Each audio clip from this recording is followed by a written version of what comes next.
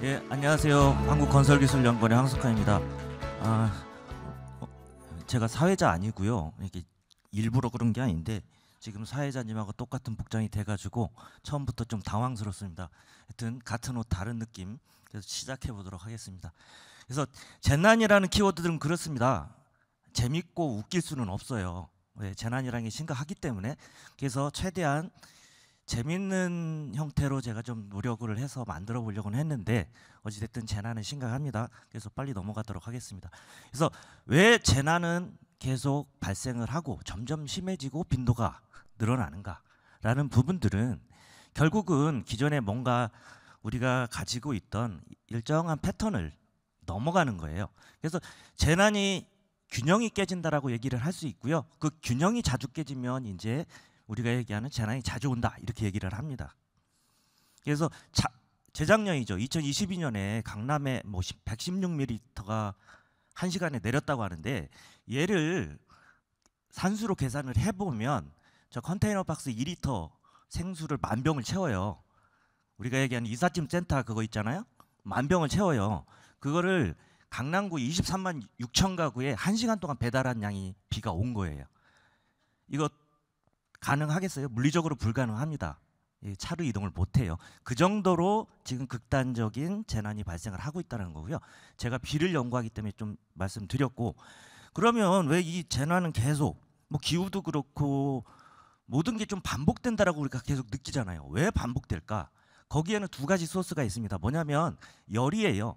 지구 내부에 열이 있고요. 우리가 뭐 멘틀이라고도 하고 사람도 속에서 열불 터질 때 있잖아요. 그 열이 있습니다. 그리고 지구의 자전, 태양의 자전, 그다음에 지구의 공전 이런 것들 때문에 계속 순환하는 순환 운동이 있습니다. 결국 그것들이 뭉쳐져서 대기와 해류의 순환이 되고 그것들이 결국 주기적인 기후 변화나 재난을 만들어내게 됩니다.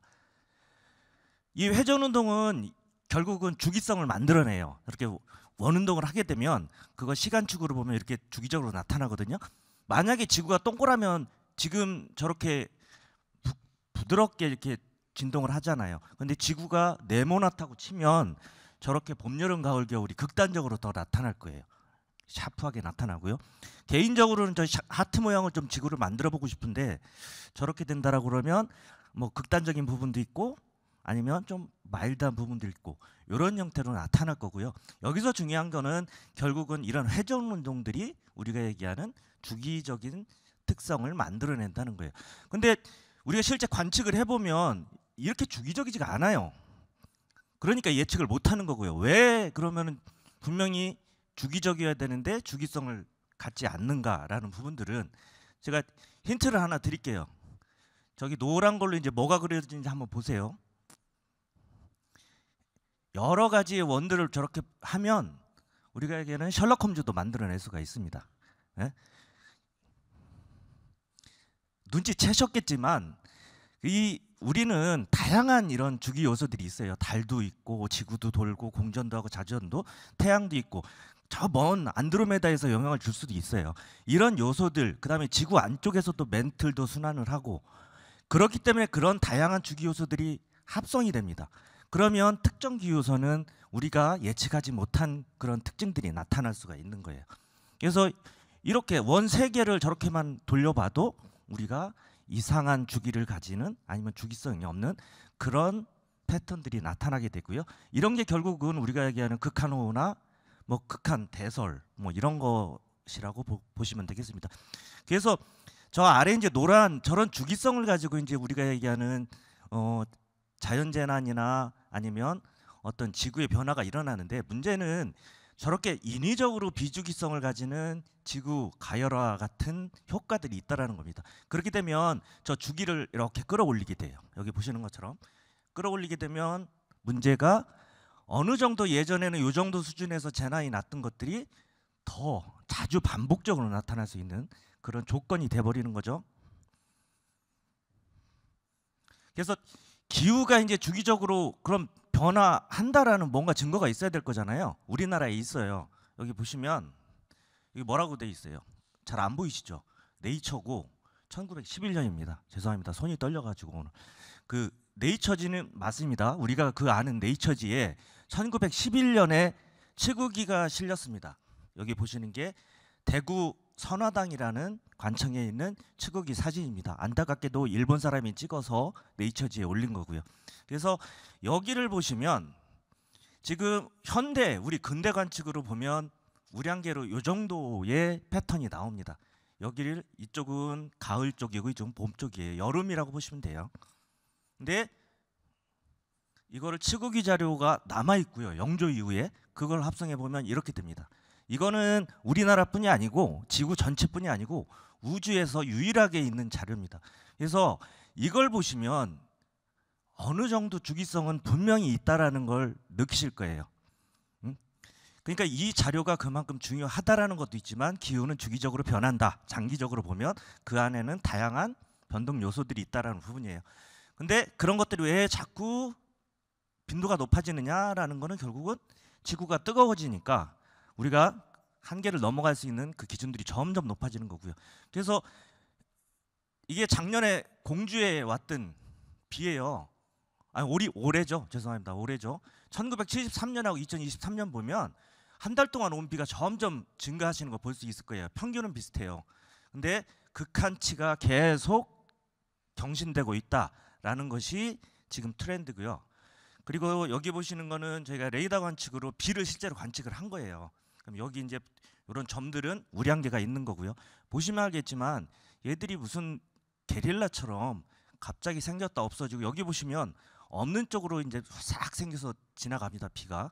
그렇기 때문에 얘들은 여기에 관측이 안 되면 비가 안 온 게 되는 거예요. 실제 왔는데. 그리고 모양이 이래요. 무슨 긴 뱀띠처럼. 그렇기 때문에 이렇게 비가 왔을 때 문제가 뭐냐면 우리나라 금강도 그렇지만 대부분 강이 이 방향으로 흐르고 있어요. 그렇기 때문에 계속 강을 따라가면서 비를 뿌리면 점점점 누가가 되겠죠. 그래서 더 심각한 홍수 패턴을 만들어낼 수가 있는 겁니다. 그래서 지금 이런 패턴들이 점점 심화되고 있고요. 그렇기 때문에 이런 패턴을 저는 스텔스 강수라고 부릅니다. 저 혼자 그렇게 부르고 있고요. 그다음에 또 하나는 도시화예요.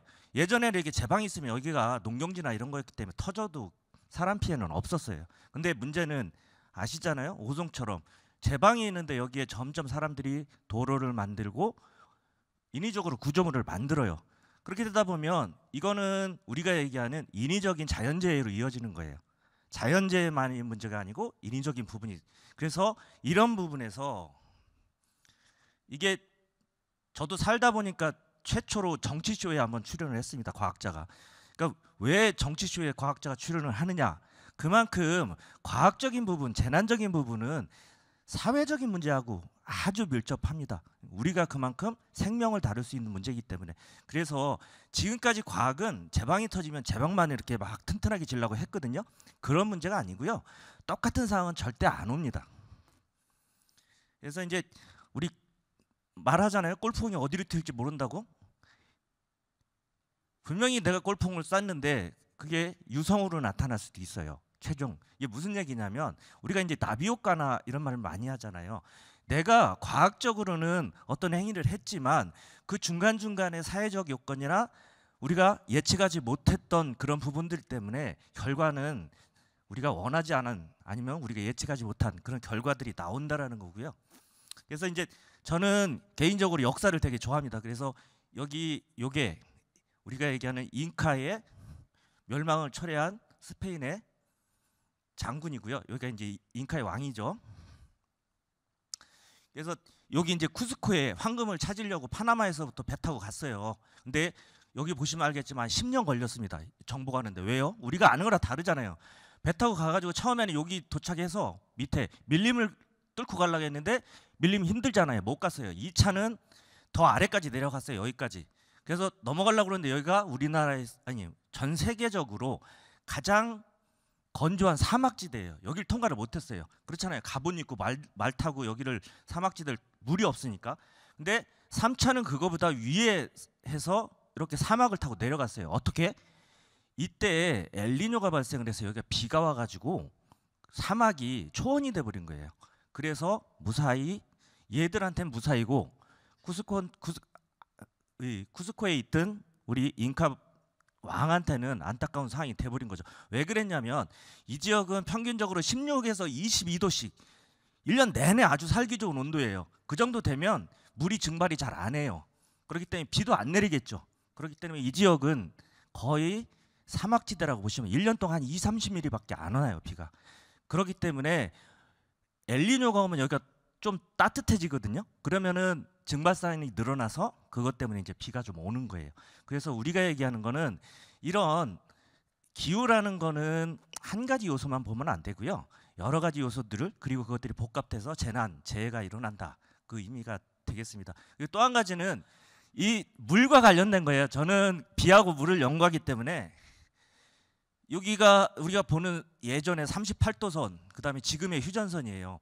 근데 만약에 38도선대로 여기가 이 휴전선, 정전선이 이렇게 됐었더라면 지금 수도는 아니면 수도권은 없을 거예요. 왜?